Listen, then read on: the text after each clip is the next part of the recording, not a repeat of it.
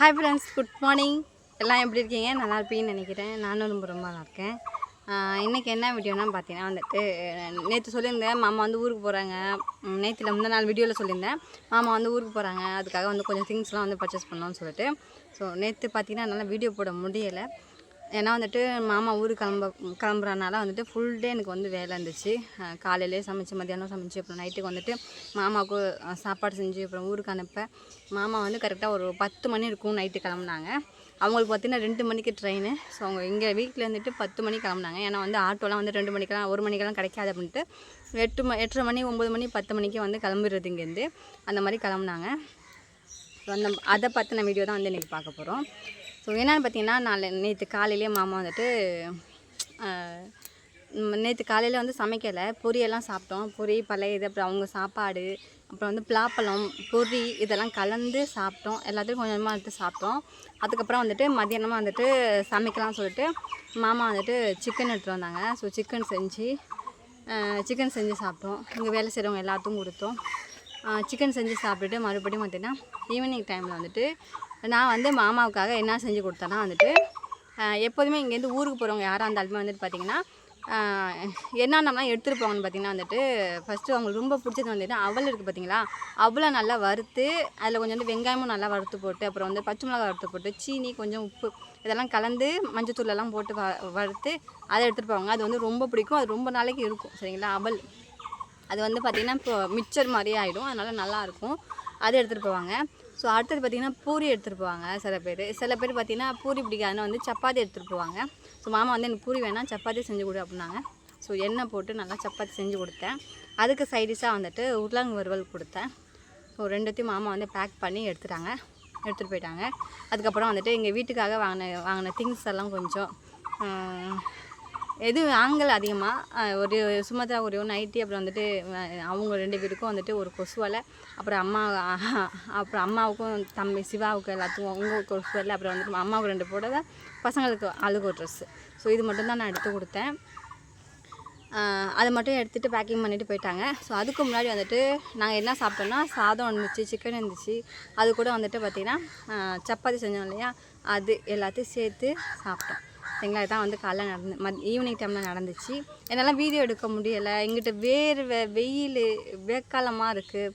இங்கிட்ட வேலை, பிள்ளைங்க, மாமா வந்து ஊருக்கு போகிறனால வந்துட்டு அங்கே போயிடுறது இங்கே போகிறது, டிக்கெட் வாங்க அலைகிறது, ஆளுவலை போய் பார்க்க போகிறது. மொத்தம் 6 பேர் போகிறதா இருந்துச்சு. 6 பேரில் வந்துட்டு லாஸ்ட்டாக இதானது 4 பேர் தான் இன்னைய டேட்டில். 4 பேர் போகிறதா இருந்ததுனால வந்துட்டு எல்லாம் ரெடி பண்ணிவிட்டு அப்போ ஆளுங்களை அழைக்க போகிற நேரத்தில் ஒருத்தர் வந்து நேராக வந்துட்டான் வீட்டுக்கு. சின்ன பையன் தான், நேராக வீட்டுக்கே வந்துட்டான். ஸோ அதனால் வந்துட்டு அவன் ஒரு ஆள். மாமா வந்து இன்னும் 2 பேரும் அழைக்க போகணுன்னு சொல்லிட்டு அழைக்க போகல. ஒருத்தன் வந்து வண்டியில் ஏறி வந்துட்டாங்க. இன்னொருத்தவங்க என்ன விட்டாங்கன்னு பார்த்தீங்கன்னா வந்துட்டு, மாமாவை வந்துட்டு அவங்க வீட்டில் எல்லாமே பேக்கெல்லாம் ரெடி பண்ணி வச்சுருக்காங்களாம், சாப்பாடெலாம். நம்ம போய் ஏதோ வாங்க போகிறோம்னு சொல்லிட்டு வெளில வந்தானா ஆளே காணுமா, வீட்டுக்கே வரல அப்படின்னு சொல்லிட்டு அவ்வளோ நேரம் மாமா அவனுக்காண்டி வெயிட் பண்ணிட்டு இருந்தாங்க. ஏன்னா வந்து அட்வான்ஸ் வாங்கிட்டான், அதனால் வந்துட்டு ஆளை பிடிக்க முடியலன்னு சொல்லிட்டு அவ்வளோ நேரம் வெயிட் பண்ணாங்க. கடைசி வரையும் பிடிக்கவும் இல்லை. அப்புறம் ரிட்டன் வந்துட்டாங்க. ஒரு ஆள் மிஸ்ஸிங். அப்புறம் வந்து 4 பேர், மொத்தம் 5 பேர் வந்துட்டு மாமாவோட சேர்ந்து ஊருக்கு போனாங்க நேற்று சரிங்களா. ஸோ அதுக்கப்புறம் பார்த்திங்கன்னா டிக்கெட் பிரச்சனை வேறு. மாமா வந்துட்டு திங்கக்கிழமையே போகிறதா இருந்துச்சு. போன திங்கக்கிழமையே டிக்கெட் கிடைக்கல, அதனால் வந்து வெள்ளிக்கிழமை போகலாம் அப்படின்னு சொல்லிட்டு டேட்டை வந்து மாற்றிட்டாங்க. அதுக்குள்ளே வந்துட்டு இவங்களோட போகிறவங்க இருந்தவங்க எல்லாமே வந்து மாமா வந்து திட்ட ஆரம்பிச்சிட்டாங்க. நீ என்ன நாளைக்குங்கிற எவ்வளோ நாளைக்கு தான் இப்படியே சொல்லிட்டு இருக்குது, வீட்டில் எல்லாம் திட்டுறாங்க, வேலைக்கு போனேன், எப்போ நான் அழைச்சிட்டு போவான்னு சொல்லிட்டு அவங்களும் திட்ட ஆரம்பிச்சிட்டாங்க. ஸோ வெள்ளிக்கிழமை கன்ஃபார்ம், டிக்கெட் ரெடி ஆனாலும் ஆகலைனாலும் வெள்ளிக்கிழமை போகலான்னு வேறு சொல்லிட்டாங்க. வெள்ளிக்கிழமையும் வந்துடுச்சு. வியாழக்கிழமை அன்றைக்கே டிக்கெட் ரெடி பண்ணணும். டிக்கெட் பண்ண காசு கொடுத்தாச்சு. 11 மணிக்கெல்லாம் ரிசல்ட்டு தக்கல் ரெடி பண்ணுறது. 11 மணிக்கு ஃபோன் வந்துச்சு, டிக்கெட் ரெடி ஆகலை அப்படின்னு சொல்லிட்டு. ஸோ மாமாவுக்கு வந்து ரொம்ப டென்ஷன் ஆகிடுச்சு. ஏன்னா வந்துட்டு ஜென்ரலில் போகலன்னா வந்துட்டு ஜென்ரலில் நிறைய பேர் போயிட்டு இறந்துருக்காங்க. கூட்ட நெரிசலில் போய் மூச்சு விட முடியாமல் இறந்துருக்காங்க. ஸோ அதெல்லாம் யோசிச்சுட்டு ரிஸ்க் எடுக்க வேணாம் அப்படின்னு சொல்லிட்டு என்ன பண்ணலாம்னு யோசிச்சுட்டு தான் ஓகே வெள்ளிக்கிழமை போகலாமா இல்லை ஞாயிற்றுக்கிழமை போகலாமா அப்படின்னு யோசிக்கல. அப்புறம் அவர் டிக்கெட்டு அந்த இருக்க ஏஜென்ட் இருக்கார், அவர் ஃபோன் பண்ணி வந்துட்டு ஆல்ரெடி நான் 4 டிக்கெட் போட்டேன், அந்த டிக்கெட் பசங்க எல்லாம் வந்து வரமாட்டேன்னு சொல்லிட்டாங்க, கேன்சல் பண்ண சொல்லிட்டாங்க. நீ ஒன்று பண்ணி இந்த டிக்கெட்டில் போயிடு, இந்த டிக்கெட்டில் போனால் உனக்கு வந்து சீட்டெல்லாம் கிடைக்கும், நான் ஃபைன் மட்டும் கட்டணும் அப்படின்னு சொன்னாங்களாம். நான் டூப்ளிகேட் ஆதார் கார்டு ரெடி பண்ணி போ அப்படின்னு சொல்லிட்டு நான் சொன்னேன், அதெல்லாம் பண்ணினா வந்து கண்டிப்பாக போலீஸ் வந்து பிடிக்கும், நீ ஒன்று பண்ணி டிக்கெட் மட்டும் போட்டுட்டு போ, ஃபைன் வேணால் கட்டிக்கோ, நம்ம சீட்டு கிடச்ச மாதிரியும் இருக்கும் அப்படின்னு சொன்னேன். அதுக்கப்புறம் ஓகேன்னு சொல்லிட்டு போயிருக்காங்க.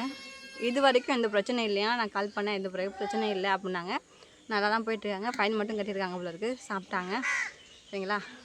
அதுக்கப்புறம் வந்துட்டு கேஎன் ராஜன் ஐடியில் வந்துட்டு அவங்க கேட்டிங்க, சென்னையில் இல்லாத கொசுவலையா, சென்னையில் இல்லாத வந்து நூல் புடவையா, பருத்தி சேலையா அப்படின்னு சொல்லி கேட்டிருந்தீங்க. சென்னைக்கெல்லாம் வந்துட்டு என்னை பொறுத்தவரையும் சென்னைனா எதுனா வந்துட்டு அந்த தாம்பரம் ரயில்வே ஸ்டேஷன் தான் எனக்கு தெரிஞ்ச சென்னை. தாம்பரம் ரயில்வே ஸ்டேஷன், அப்புறம் இன்னொரு எக்மூர், இது 2 மட்டும்தான் எனக்கு தெரிஞ்ச ரயில்வே ஸ்டேஷன். அதுக்கப்புறம் எதுவுமே தெரியாது. ஏன்னா வந்துட்டு Thanjavur to Trichy, Trichy to Ottanadu to Thanjavur, தஞ்சாவூர்லேருந்து ஸ்ட்ரைட்டாக சென்னை, சென்னையிலேருந்து இங்கே பீகார், அப்படி தான் அந்த இதில் தான் அவங்க போய் சுற்றி பார்க்கணும், போய் ஜவுளி எடுக்கணும், அது எடுக்கணும், இதுக்கெல்லாம் எந்த ஒரு எதுவுமே கிடையாது. எனக்கு மட்டும் இல்லை, இங்கே இருக்கவங்க எல்லாருக்குமே அப்படி தான் சரிங்களா. பீகாரில் இருக்கவங்க எல்லாருக்குமே அப்படி தான். அந்தளவுக்கு வந்துட்டு சென்னையை போய் சுற்றி பார்க்கணும், இல்லை அவங்க போய் ட்ரெஸ் எடுக்கணும், அது பண்ணணும், அதெல்லாம் இல்லை. நீங்கள் கேட்கலாம் உங்கள் ஊரில் எடுத்துக்கலாமே, ஒட்டநாட்டிலே இருக்குமே அப்படின்னு. ஒட்டநாட்டில் வந்துட்டு நான்லாம் வந்துட்டு நூல் புடவைலாம் அதிகமாக நான் பார்த்ததில்லை. அப்படி இருந்தாலும் வந்து கண்டிப்பாக அது விலை ரேட்டு அதிகமாக தான் இருக்கும். அதே மாதிரி கொசுவலையும் நான் அதிகமாக பார்த்ததில்லை. கொசுவலையுமே இருந்தாலுமே அது ரேட்டு அதிகமாக தான் இருக்கும். இங்கே வந்து 400 ரூபான்னு சொன்னோன்னா அது கம்மி பண்ணி பாதிக்கு பாதியாக நாங்கள் வந்து வாங்க முடியும். அங்கே அப்படி வாங்க முடியாது, இங்கே குவாலிட்டி நல்லாயிருக்கும். ஸோ அதனால தான் வந்து இங்கேயே வாங்கி கொடுக்கலாம் அப்படின்ட்டு.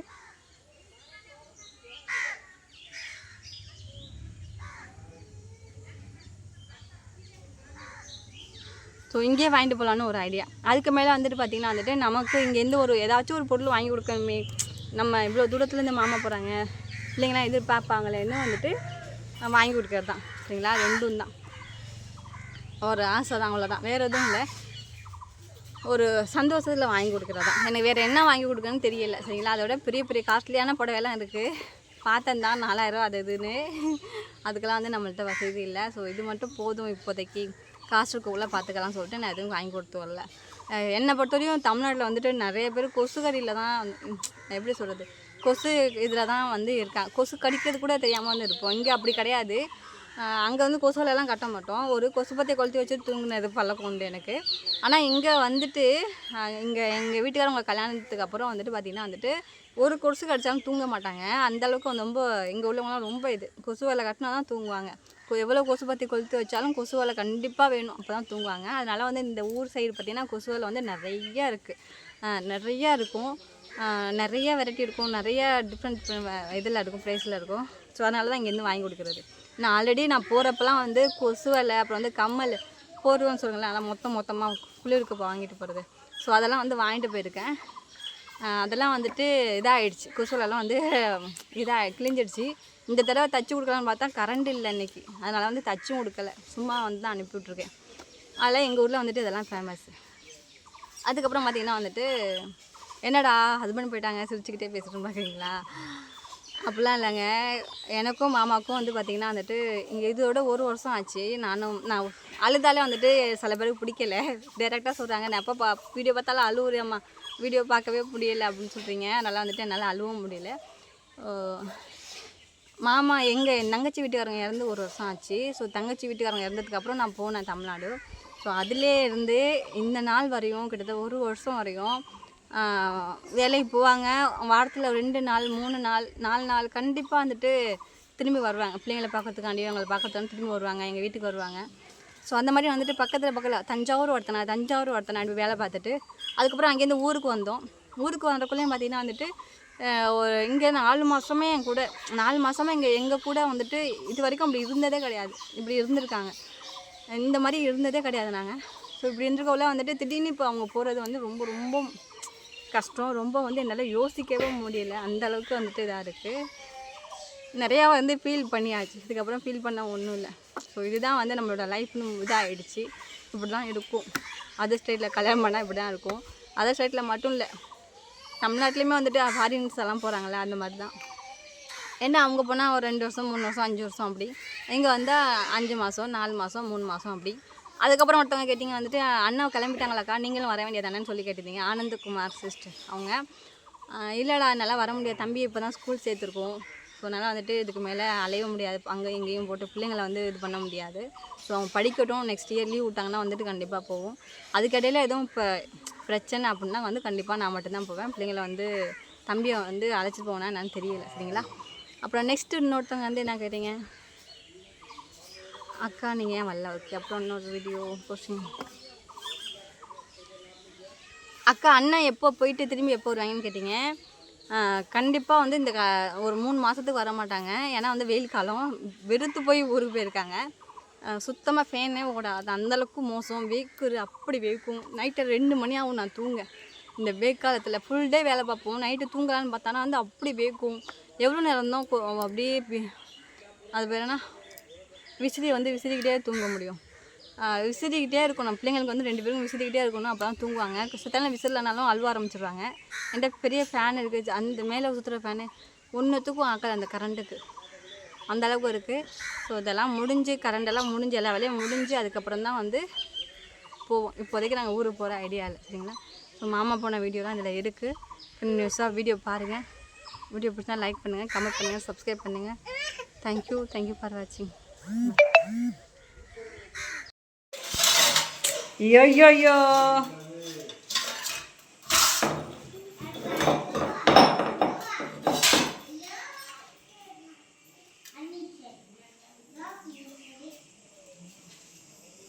అరే అనుచితగా తేచు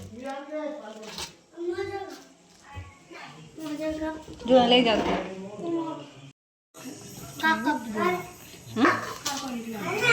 तो दादा अमूल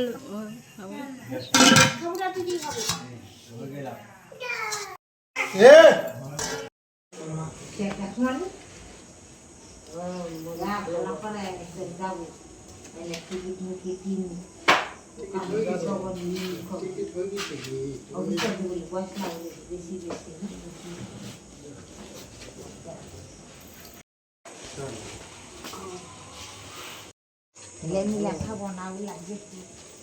Udah nih ya.